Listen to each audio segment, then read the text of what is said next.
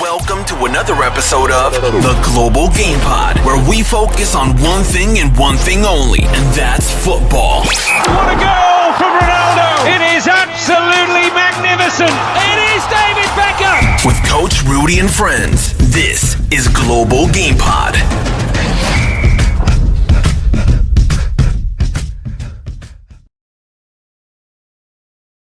Yo, what's happening, people? Welcome to another episode of the Global Game Pod, brought to you by CKB Interiors. If you need a kitchen, bedroom, make sure you give their website a quick and go and purchase whatever you want. Today's guest, special guest, he's my brother. He's my brother who lives in Luton. It's Mr. Trishan Patel, who is a man of many talents. I think is very widespread in the football industry, and I'm going to let him do his introduction. So first of all, welcome, Trishan. Thank you for having me, man. Appreciate that.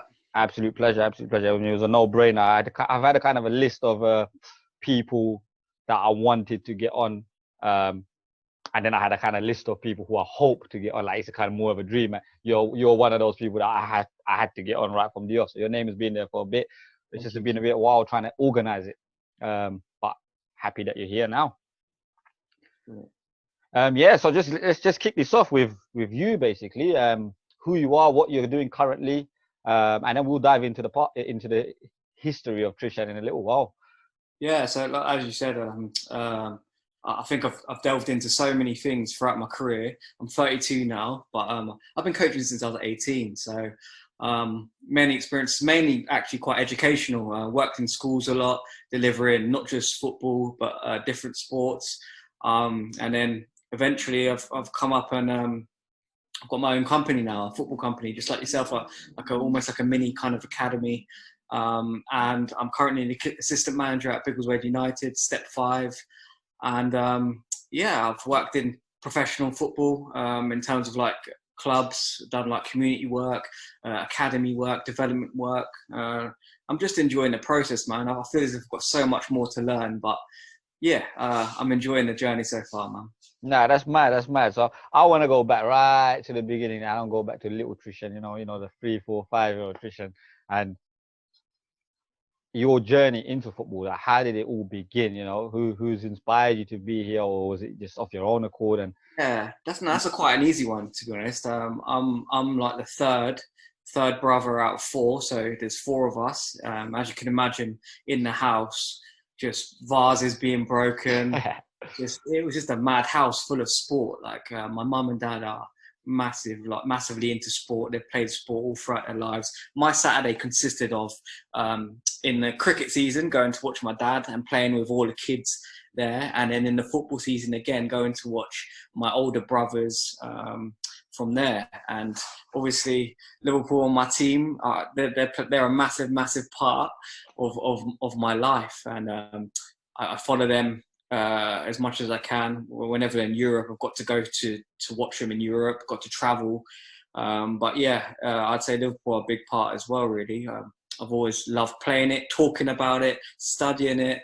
I love the game, man, so much. I know. And people who don't know, I've known Trishan a while now, probably about 3-4 years. We're one of those people who met on Twitter. Our love story starts on Twitter. But you know what? We network and we've met each other a few times, and the conversation's always brilliant with you. I know your passion for the game is massive. So did you ever play? Did you ever like have a crack at it? Because I know it's everyone's dream to play. So were you one of those boys? I'm totally honest. I think throughout my life, when I was younger, I was quite good. I was decent. As soon as I reached 16, I kind of like dropped off. Physically, I wasn't kind of in that moment where I could play regular games, and me turning up on a Saturday, not getting game time, I kind of just fell out of love with actually playing. And I've always studied the game, even since I was young. So the next best thing for me was coaching. I represented my local county team. I played when I was in junior school. When I was in year 3, I played for my year 6 team. So I was all right. Like, when I'm doing like demos and that, I still got a bit of tech. Yeah. If you were to ask me to do 90 minutes, man, I'm saying Gaffer, take me off after 45. I'll be blowing, man. But I've always loved just studying the game. But yeah, just more for fitness, really. I play with my friends and that on a Sunday. If they're short, if they're really, really short and they're really desperate, they'll give me a call. So yeah. And then, like, so you started coaching at 18 years old. It's quite similar to myself, to be honest. It's a very similar journey. I think that's why we kind of get along as well, because our journeys are very, very similar. I know I don't really have a love for playing the game as well, to be honest with you. But I love the art of football. I love studying the game. Who got you into coaching and why? Where did you start your coaching journey? I was actually in like a really dead college course in Hitchin, and I had no interest in it really. It was like football related. It was a football kind of course. I was really mainly interested in the playing football part really, but then we had someone from America come in for one lesson and just presented an opportunity that was abroad in America to coach, and I was just kind of intrigued. I went home, I filled in the forms, and within 2 weeks I was in an interview in London. And 3 weeks had gone, 4 weeks, I'd had a American visa and I was ready to kind of go. I didn't really think anything of it. I just kind of just did it. Yeah. And honestly, it's one of the best things I've ever done, man. And that gave me the real spark to coach. As soon as I came back from America, I actually worked for like 6 months just to save up so I can go back for longer. So the experiences I had in America really set me apart, on my kind of journey. I got to coach through different states, about 8 different states. The families there treated us like royalty, man. They really believed that we'd come all the way from England just to coach their little child football or soccer, as they call it. Yeah, it's unbelievable, man. No, that's actually quite different in a sense, because like for me, coaching was more like, I think I always wanted to do it. You understand? It was just like, yeah, this is me. Give me young people, and I just want to get involved in it. And I'm not gonna lie, I had no idea what I was doing when I started. Was it similar for you when you started, or did you just take to it? That's why I think like I enjoyed it so much, because I didn't know what to expect. And I think coaching out there, it was really basic stuff. So it was a really good grounding for me in terms of like how I coach going forward. So it was basically breaking down the techniques of how to pass a ball, how to dribble. So I really encompassed those real basics. And I made sure I kind of, when I came back, I had my own style and feel for it. And it was such an important experience. Looking back, yes, it was fun, but it was also an important experience for my own development. I learned a lot very quickly. And then, so when you come back to England, obviously you've had like you said, you worked in schools. I know you've done stuff with Liverpool in the community. I guess being a Liverpool fan, that must have been the biggest buzz for you, innit? Honestly, man, whatever I go on to achieve on my career, my journey, that is one of the most proudest things that I'll ever have. I look at my CV sometimes. I sent my CV out to a few like younger coaches that I'm mentoring, just to give them an idea of what CV would look like. And even I had to look at it. I had the Liverpool badge on it, man, and like it's a dream come true, brother. Like honestly, like one of my first jobs at Liverpool was on the pitch, and I've never ever been on the pitch before, man.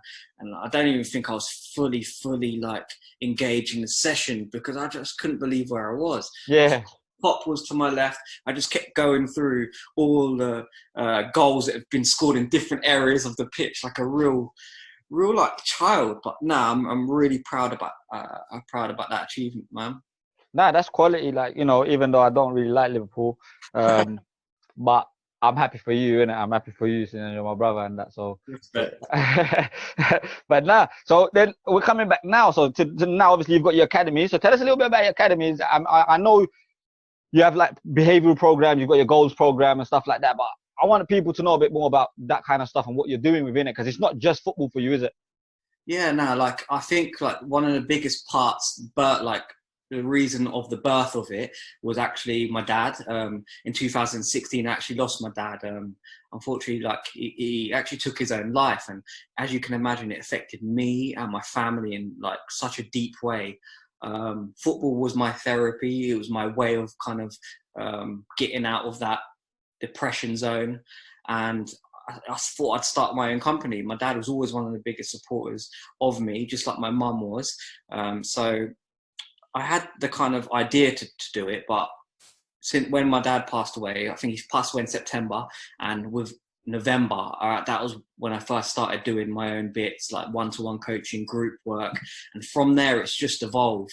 And like you said, it's not just about football. For me, a real big part of it is teaching young people who I mostly work with life skills. Yeah. So during that period of depression, like, I found out so much about myself, how I think, how I talk to myself, my thoughts, my mentality. And I also really understood how much love I got from playing. So whenever any of my teams play or any of my students play or get involved with me, I want it to be fun. I want them to enjoy it. From that enjoyment, I feel as if you absorb more information more. So it really is more than just about creating good footballers, but trying to create good people as well. And that's where the goals program comes in.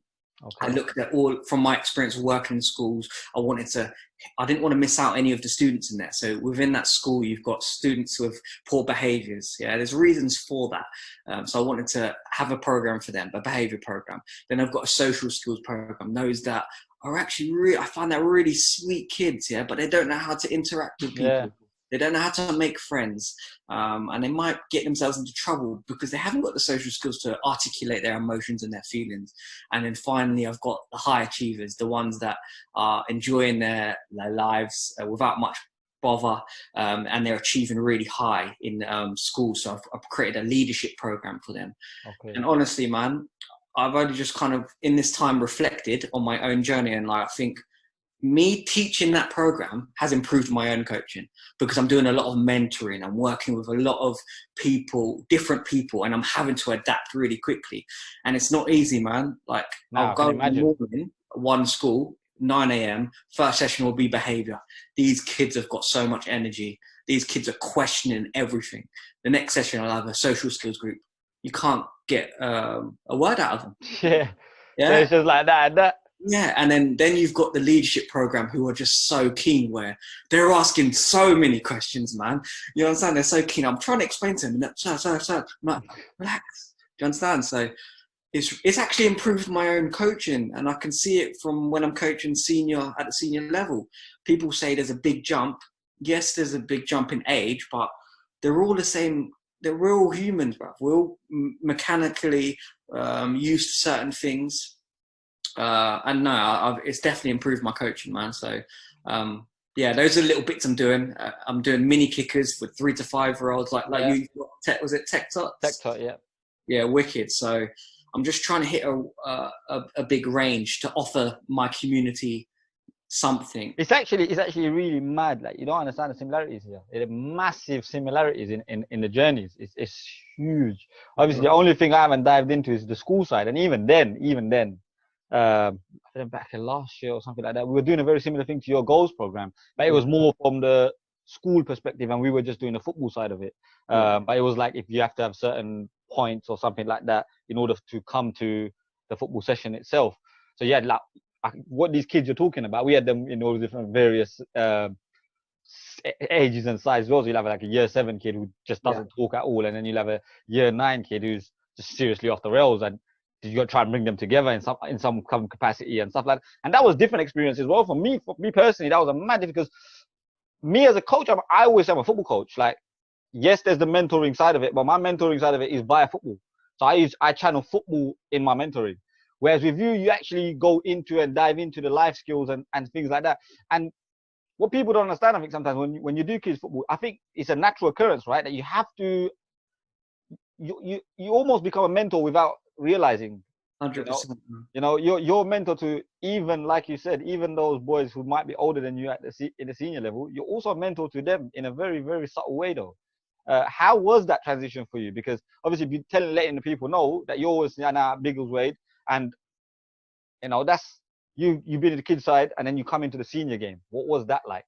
I think something that kind of drove me is, like, I felt as if there was a small minority who looked upon that kind of transition as, he won't be able to adapt, you know? Like, and this is why I'm a little bit smug by telling this, really, because I think that's one of my qualities. I think I'm able to adapt. I think if you push me in the deep end, I'll find a way. And I want to make sure that my players have got that same attitude. Yes, it was challenging. I think, especially being an assistant, you've got to be the soundboard between the first team gaffer and the players. But I felt at the start I was maybe too friendly with them. And they got to a point where I had to understand, do you know what? I'm going to have to stick it on the group, and show them a different side. And I had to wait for the right moment. So it was obviously when maybe we were losing at half time, we were poor. I thought, right, this is an opportunity now. And as soon as I showed them a different side, their body language went from this to this. And I felt that power. I didn't get obsessed with that power, because I know from there, they're going to take me a little bit more seriously now. And that's what happened. I think if you kind of set, just like with young people, adults need to know what your expectations are as well. Yeah, they need boundaries. They need consistency. I think that's one of the big things as well. I think if you're consistent in your behaviors and the way that you treat people, I think you're onto a winner in terms of building relationships. So I think one thing I learned the most was building good, solid, working, professional relationships. They're not my friends. Well, they are my friends, but they know when it's game time, when it's work time, we work. Like you said, like you say, we're working. Yeah. You understand? So that's it. I'm glad the hashtag's catching on, by the way. Yeah. No, but that's exactly it, because it was very similar for me. Making that transition. I also have that small minority which is saying, yeah, mate, you ain't gonna be able to do this. This is a big jump. And obviously I'm coming in from sevens football to Billericay with O'Hara and Gifton standing there, and I'm thinking, even myself, I'm starting to doubt myself. Did you ever have those doubts to come into? Of course you do. But you've got to remember the process. You've got to remember all these sessions, but that all these people haven't seen. Hours and hours, do you understand? And also, I told you that I was at a professional club once, and I had such a bad experience, and I stopped coaching for a year. And if it wasn't for my friends and my family, I wouldn't have come back. And those moments you've got to use as a tool to remind yourself, I've done this before, I've been here, I've done that.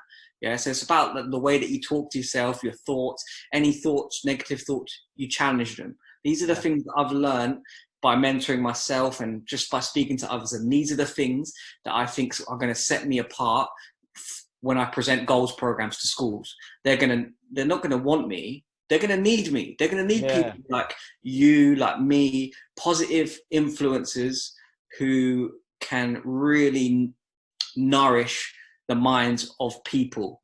Yeah. So now I've moved on from young people to people, because I feel as if I'm building good relationships with teachers as well in schools. So it's about building relationships, man. If you can do them well, look at Klopp, man. What a perfect example. You can see people are ready to run through brick walls for him, bruv. You understand? I'll run through a brick wall for him. I might just stop by the time I get to the brick. I'll run, but I'll just get to the brick. I didn't do this to you. But you're very, very articulate in the way you speak. You come across, and you've always come across to me as a positive guy. And there were times, I'm never gonna lie, where I used to have a conversation with you, and I used to think, this guy's too positive. I need him to be a little bit more cynical. I need him to come at people a little bit. Do you understand? But I understand. This is why I wanted to get you on here, because I want to understand you a little bit better as well. Do you understand? And my mindset's changed. We were having a phone conversation the other day. Do you get me? And I've changed. I'm not that same cynic I was. But part of me will always be a cynic, because that's just how I am. I just love to question everything and everyone's doing. Do you understand? And I want people like yourself, people like myself, people like us who are doing these kind of things, because you gotta understand something. We're in our 30s. Yeah, both of us. We're in our 30s. That's not young anymore. When you look at the grand scheme of things, and especially when you look at the game of football. I know people say that the coaches and the managers and all that, but we're really at a disadvantage, because was this your first season at Biggleswade? Yeah, first season. And my first season at Billericay. So when you think about it, we got our senior jobs in our 30s, yeah? And both of us have had different experiences on the pitch as well. good and bad, but I think we bring both experiences together. You've got a full package of experience. You understand? You got highs, lows, wins, losses, pushing for promotion, battling relegation. Everything has come into between just the two of us. 100%. And the thing that the problem I've got with the problem I've got is I reckon me and you are 10, 15 years behind what we should have been. Yeah, that's a way to look at it. But like, I think one of the things that you're kind of doing, which I'm not on kind of board with, is like you're comparing your own journey with others in the game. Like, what I do know is where we want to get to is going to be difficult. 100%, 100%, especially for black and ethnic minorities in the game. Yeah, we want to get to the elite level. Okay, we can talk about grassroots.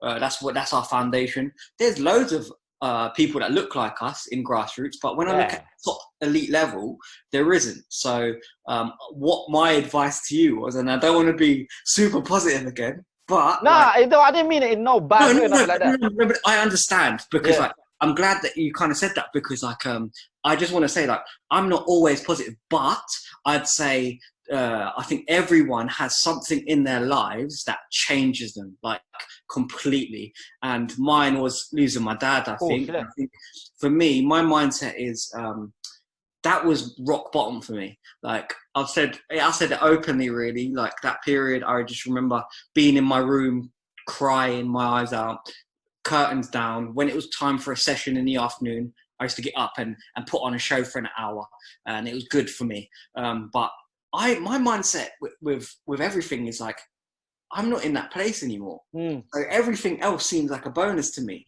And that's kind of helped me. And trust me, I do get like negative thoughts and stuff, but I think you're a great role model to your community. I know you do a lot of community stuff, and it's important for someone like me to look at people like yourself that can relate, and you're doing your thing, brother. And I'm always going to support what you're doing, and also others around me. And I think it's really good that we can come together, have these open and honest discussions, and hopefully inspire others who but that's what it is. Well, people don't actually think that. I've said it. I've said it many pods now.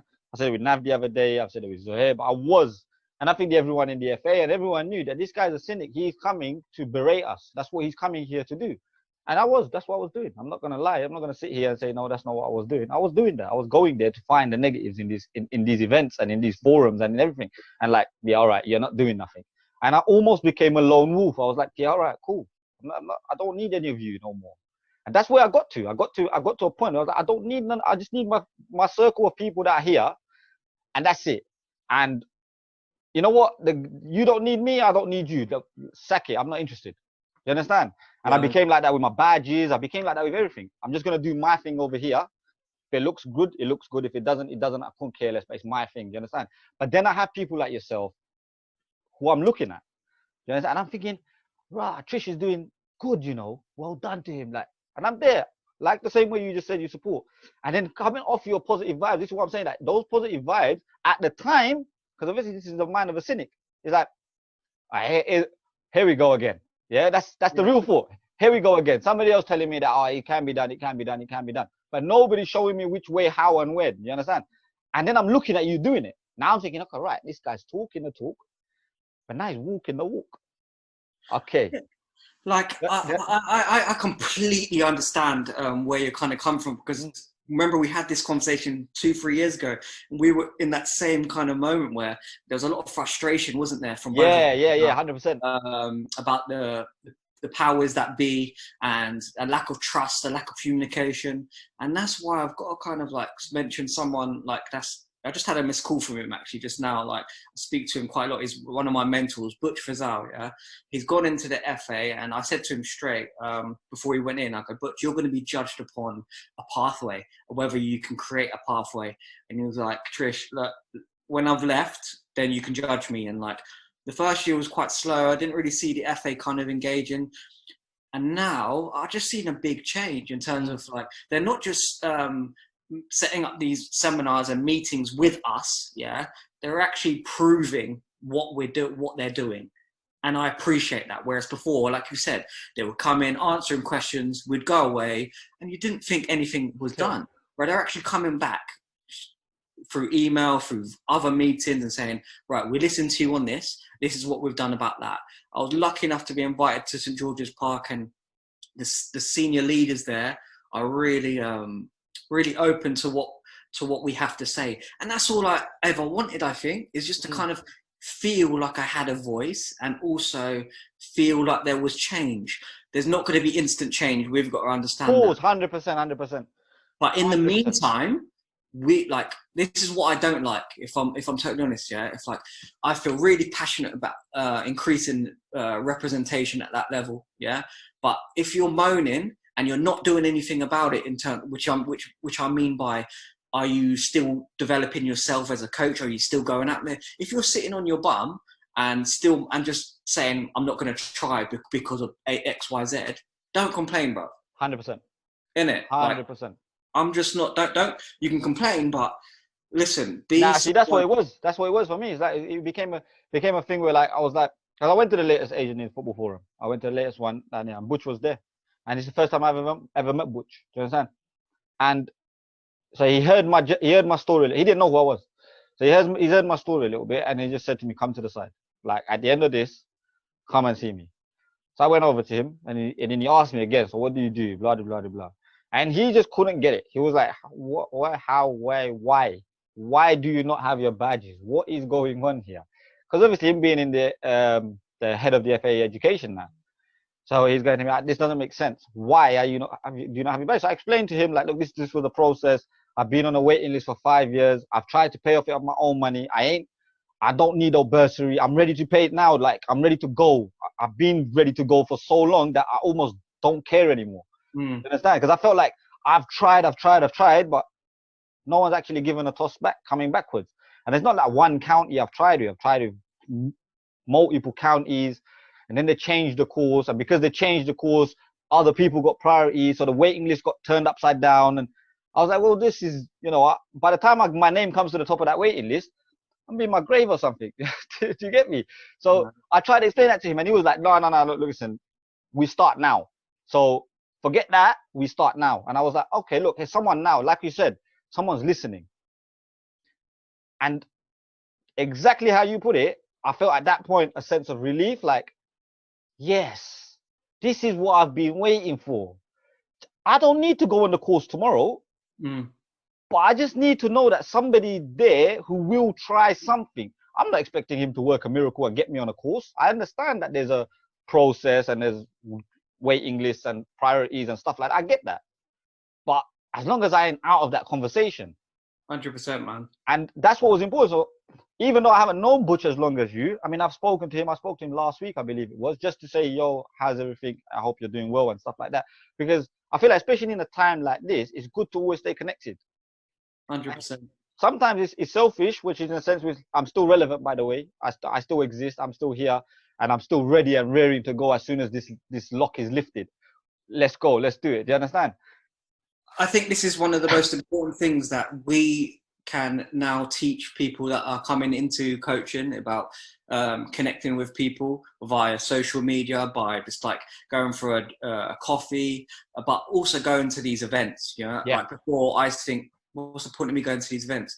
I've met some fantastic people. Not even like, sometimes I've come away, not even got like football connections, but I've actually made friends, bro. Do you understand? I've met people who work in football and we're friends, and that's a beautiful thing too. So now there's been a lot of like a frustration, but I think there's a bit of momentum gathering, and I think we've all got to push the same thing, man. We've all got. That's exactly. I was having a conversation with a parent the other day, and he wanted to argue with me. He wanted to be me, basically. It was funny because it was like I was talking to myself, but of the past, and I was like, okay, I've heard all of everything you're about to say. I've heard it all because I'm the one who was singing it. I was singing it from the rooftops. Yeah. But now it's funny because I'm going to answer your questions in a more positive manner, which is a bit weird for me. Like, I'm not going to lie, I'm still finding it hard to get used to, but I'm getting there now because I'm looking at it and I'm thinking, but no, wait. Trish is doing that there. I'm doing this here. There's another coach doing that there. There's a player doing this there. There's Butch doing this at the FA. This guy's doing. There's a hell of a lot of us doing a hell of a lot of things out there. the problem is sometimes I don't think we get highlighted enough. And hence the idea of the podcast comes across, which is like, well, okay, I'll highlight the people that are in the game because I want to keep my positive vibe up. So the way I can keep my positive vibe up is by bringing these guys on. And I'm constantly now seeing people who look like me via laptop, it may be, but I'm seeing them. And these guys are in the game and I'm hearing their journeys. And I'm like, yes, I can. And that's one thing that, like, I think you're right, that the FA maybe need to kind of just tweak that and get that right a little bit because, for example, at one of those seminars, they showed us a video and the people in the video were actually not like Asians in football. They were kind of like... Don't mention names, man. Don't mention names. I didn't say it. You know, so it was people in like music. I know what you're saying, bro. I know what you're saying. And I just think this is what I'm saying. We've still got a little bit of work to do, and that's fine. It took of course, the feedback on board, but I thought that was spot on from someone who said that. I was like, wow, they've really got to kind of highlight. Like you said, there's loads of people doing fantastic things. Dig it a bit deeper. Do you understand? Go and get football people to be on this video. Okay, everyone might not know who it is, but you're giving them the platform at least to kind of show. But yeah, they've still got work to do. I think they know that. But as long as they're engaging with us and we can be completely honest and kind of give them our feedback, and they can take it on the chin as well. Nah, I think you got a spot. And to be honest, I can now firmly put my hands up and say, nah, you've been right. You've been right the whole time. So I may have been that guy, but I think you've been right the whole time. Like if I had that energy that you had 2, 3, 4 years ago when I met you, yeah, I would be I don't know if I would be in a better place or not, but because you can never tell. But I don't think it's about like I don't agree with that. It's not about being right. Like there's I've made a lot of mistakes throughout my kind of career, my journey. I'm going to make mistakes. That's just life. That's just how it is. But what I have kind of noticed is like, you know, this time now with all the coronavirus, like the moment I'm in now, like if I'm truly honest, I should have been like this, like you said, 2-3 years ago, because I've got so much time on my hands. I'm constantly watching webinars. I'm constantly looking at people's sessions online. I'm doing my own. Like you said, I'm trying to plan for pre-season. And sometimes you have those moments where you think, I could have done more, but it's gone now. You can't you can't change the past. You can only affect now, and hopefully that what you do now will put you in a better position going forward. And I feel great, man, because I feel as if I've learned a lot recently. I never read. The only time I read is like football autobiographies, mainly Liverpool players. But I'm just open. I'm just being open, a little bit more open-minded now. Yeah, no, 100%. And look, I take heed in that advice as well, because look, I look up to coaches like yourself. Do you understand? I don't think there's anything wrong with that as well. You know, you can say Klopp to me all day long, but where is Klopp's journey? Where is my journey? But your journey and mine is quite similar. So I can look upwards at you and be like, yeah, you know what? I'm gonna take some of the stuff that he's doing. I'm gonna look at his vibes. You get to see what he's doing about it, and try and implement that in my own life. There's nothing wrong in that. I think sometimes what people get is a bit too egotistic in this game, where, you're coach here and you're coach there, but you're coaching at the same level in essence, but this coach thinks he's better than that coach, and this coach thinks he's better than that coach. When in reality, if both coaches just actually come together and talk, they'll realize how much more in common they have than not. You know, they're both trying to get to a certain stage. And it's like I was talking to Femi Akinwande from Billericay, and his podcast should be out by now. So he mentioned something really, really good, which in terms of football, in football, there's no friends. We have no friends in football, and football will never be your friend, because you're all fighting for the same thing. So you and your mate could be trialing at a club for the exact same position, and you might get or he might get it. But at the end of the day, you're not going to say, no, I'm not going to do that because my friend's doing it. Do you understand? And I think in that same sense, as coaches sometimes have that ego as well, where we're like, nah. But I think I like seeing people like yourself more so than the Peps and them guys. I genuinely mean that. I like seeing stuff that you're doing more, because it kind of is true to me. You know, it sits with me right. And I'm like, yes, not only do I know the guy, but even if I didn't know you, I would look at your stuff and be like, yeah, there's someone in the game doing a thing. I think we've all got to keep evolving and like understanding that sharing is a good thing. Like sharing each other's knowledge their wisdom, their experiences. It's all shaping us, bro. We're Mm. like Play-Doh, yeah? We're just constantly getting shaped I like into that. what is hopefully going to be your best self. So I just think you've got to, like you said, drop the ego. I've never really had an issue. Like, I've always been taught, I think it goes back to your values as a person, really. I think I've always been taught by my mum and dad to kind of treat people with respect.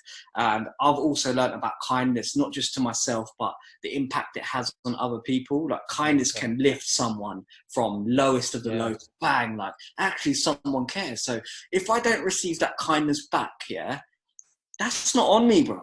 That's on you. That's not on me. So I'm just carrying. So it's about like understanding your environment, understanding people. But no, I totally agree with you. I think we should all share, all connect, try and connect, social media, whatever, and just try and help each other. Yeah, 100%. And also, I say this in a nice way, but argue, have differences, because differences help you grow. Yeah, critical evaluation is important, isn't it? Yeah, it's massive. Like, it helps you grow. Do you understand? Like, I wouldn't be where I am today without people questioning what I did. And that goes back to even times like 2-3 years ago, where it's not an argument, it's not heated, it's a difference of opinion in one sense, but it's like, okay, I can look back at that conversation and I'll be like, I see what he was trying to do. I get it. I need those people around me, man. Those people are really important for your growth, because if they're just constantly just saying yes to you, yes to you, yes, you're great, yes, you need people sometimes to give you a slap, bro. Sometimes I've needed a slap and just been like, you know what? Slow down. Yeah. Have a look. This is what I think. What do you think about it now? I'm like, oh, okay, fair enough. I see it. And I think that's really important too. So that's a really good point.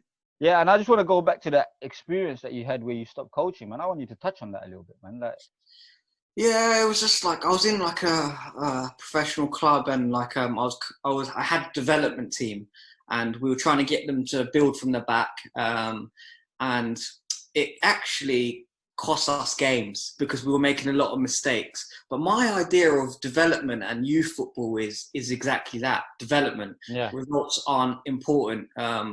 And then this guy who's well known really in that club, like he's very much a businessman. It's about getting parents to sign their kids up, so there's revenue for the club.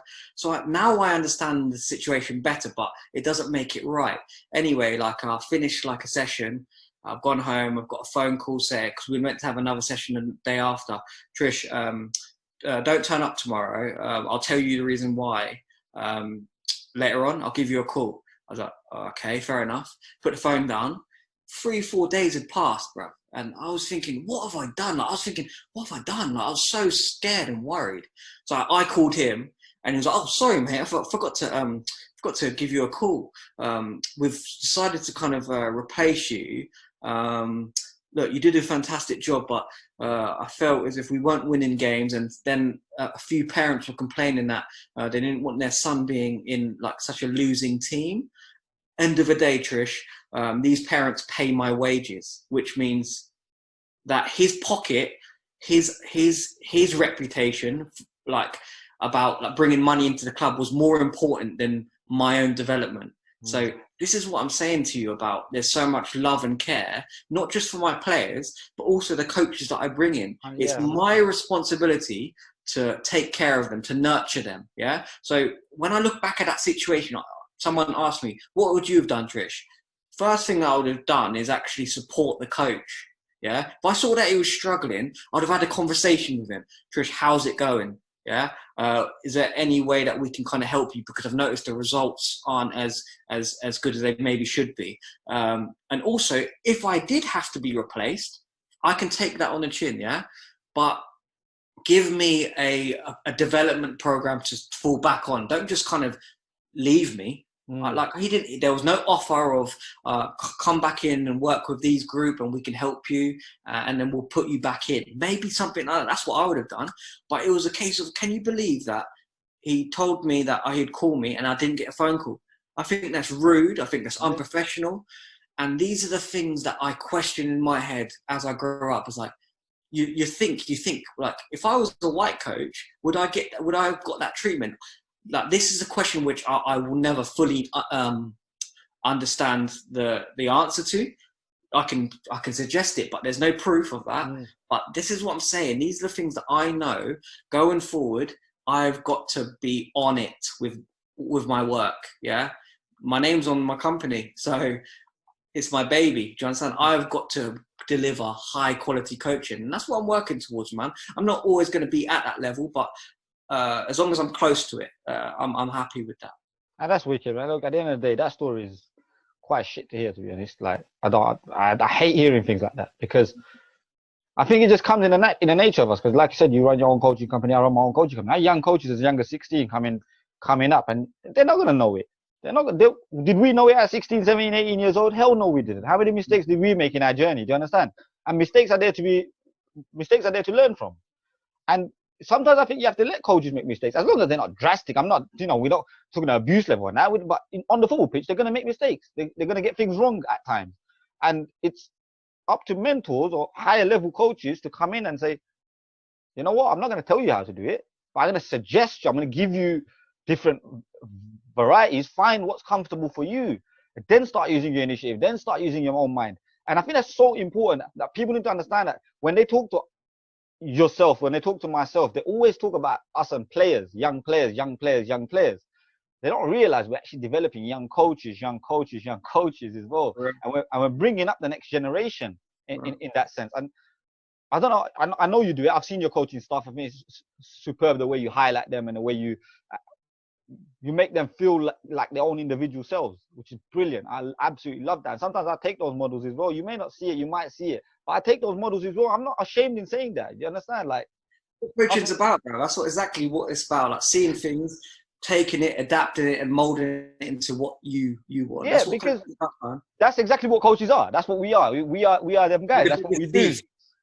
Say again? We're the biggest thieves, aren't we? 100%. Listen, I could watch sessions all day and then be like, all right, that will work, that won't work, that will work, that won't work, that will work. And you mold it to your player, you mold it to the individual. And at the end of the day, how much really is football? I mean, when you talk about ball mastery, how much is it? How much ball mastery can there be? Like, no one's going to come up with something super innovative like by themselves. It's come from somewhere and it's pieced together all the time. So, even as simple, like I have a drill called the PlayStation, yeah? And all it is R1, R2, L1, L2. I'm just shouting these things instead of shouting red and yellow and green, right. So it's just trying to use your mind a little bit sometimes and trying to be a little bit clever, making it fun for the kid. But what my main point is the coaches that we're developing. How massive is it? How massive would it be to have you talking to that younger self of you at a time when, well, what? Because results weren't going your way. Do you understand? Like, we need those people as well. And I hope that they do get questioned. I hope sometimes you do go after them a little bit and say, no. This is the best thing, bro. Yeah. At that FA kind of seminar, yeah, this happened must have been about 10 years ago, I'd say. Okay, cool. I got my time, and this is how life works, bro. He was sat there, at the most recent one, and another coach had put their hand up and said, why aren't we building our kind of community stuff around Trish and what he's doing? Because obviously it kind of gives it away which club it was now, because it's in my town. Yeah, it's not about that. Yeah. But like, and people were jumping up and saying, it's true, this is what Trish is doing. Why don't the club adapt to that and work together? And then I got up and I told my story. I didn't mention his name, but I made him feel the heat, bruv, because I wanted him to know that although he made me feel like this, I'm at a different level now. Do you understand? Hey, you did a bad one. I had to stick it on him, man. Hey, you did a Rudy. I had to stick it on him, man, because it just gave me that peace of mind and it made me feel proud. But I just thought it was fantastic how life can be, someone that can. I don't want to hold grudges. That day I let it go fully. Yeah, I respect you for that.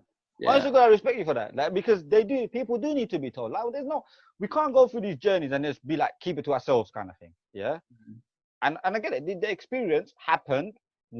Shouldn't have happened. Hindsight will tell you that, but it happened. You learned from it. You became better for it. Where you are today, part of it could be due to the fact that happened. Do you understand? For real. I completely see it in that way. Yeah. So how he treated me, I've got a leadership program. That's not going in my leadership program. Do you understand? Yeah. So, It's almost like you could tell the story in a case of what not to do.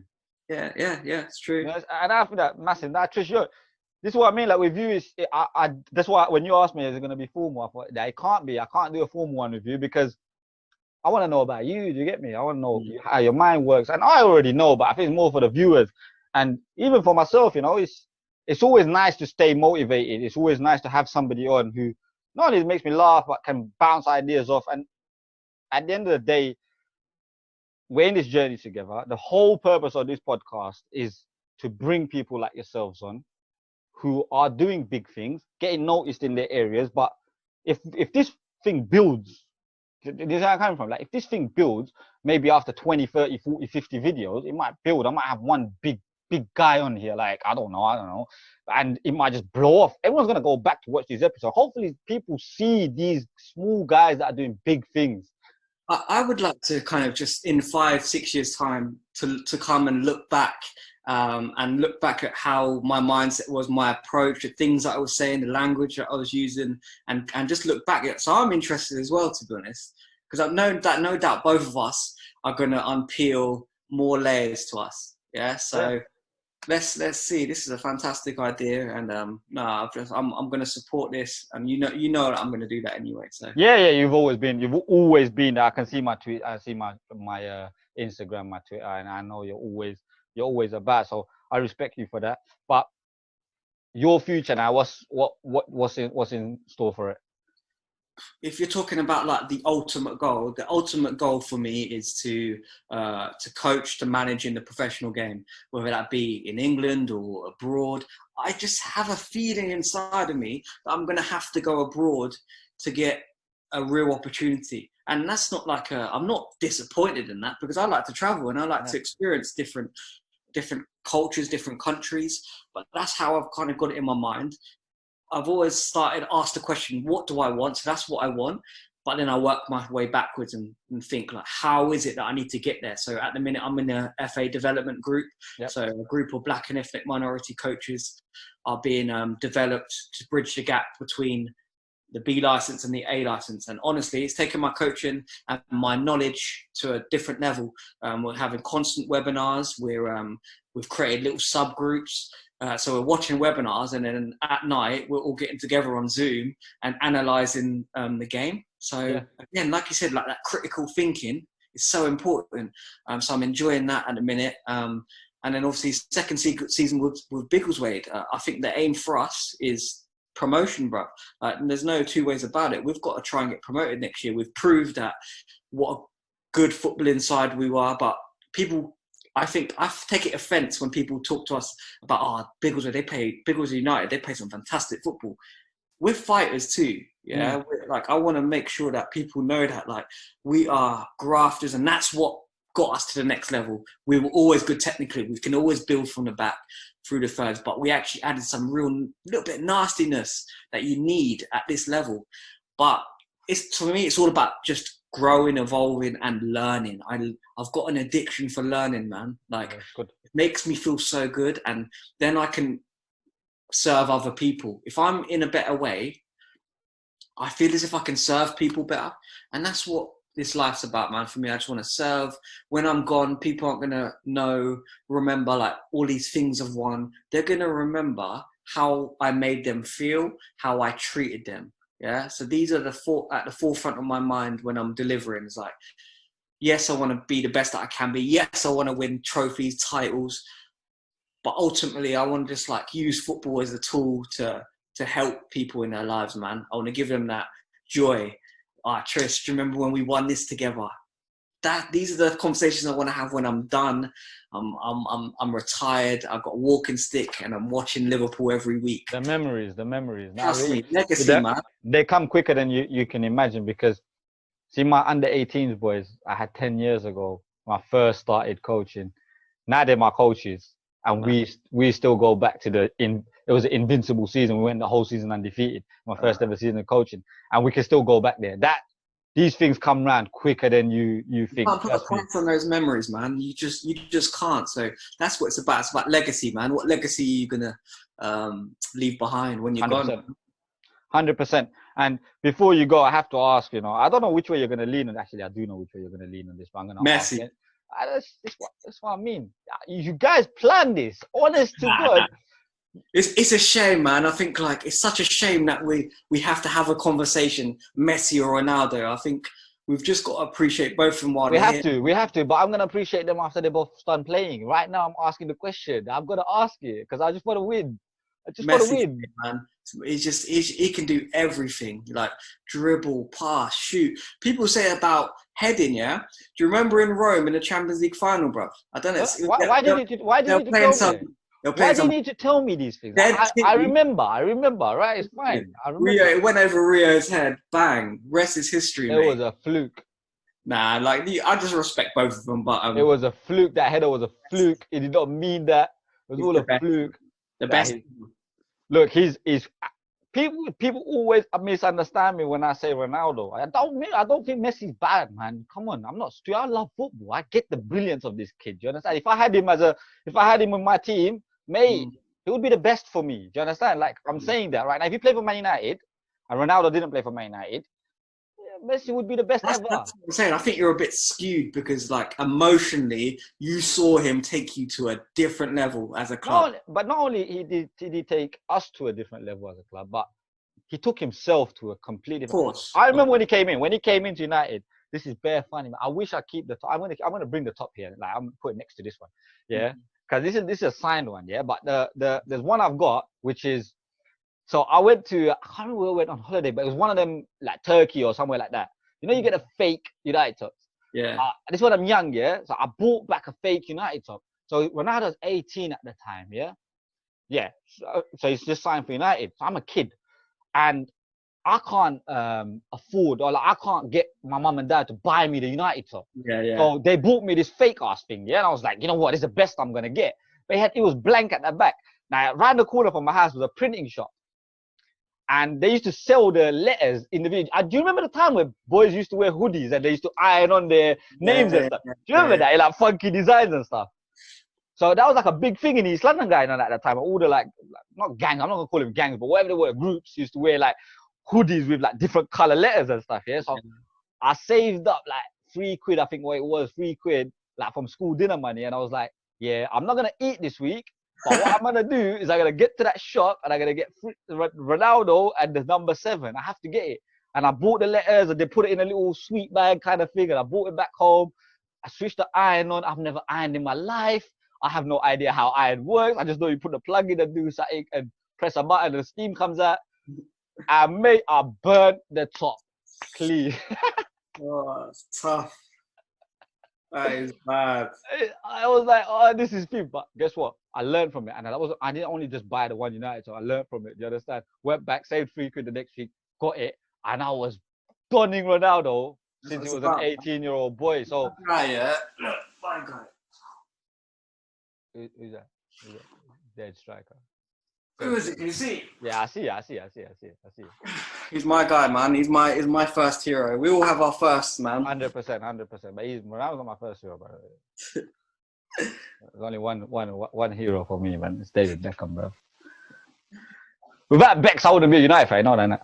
Yeah, he's wicked, man. I would have been a Liverpool fan without Becks. You're gonna miss out on all these titles in the next few years, boy.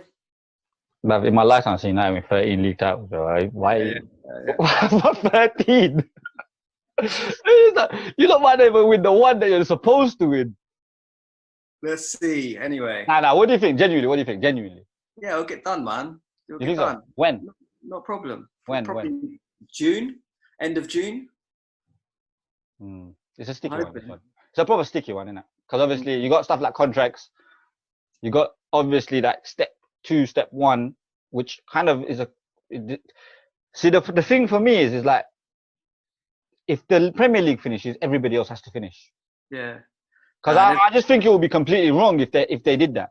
I just think there's one thing that just makes a difference, and it's money.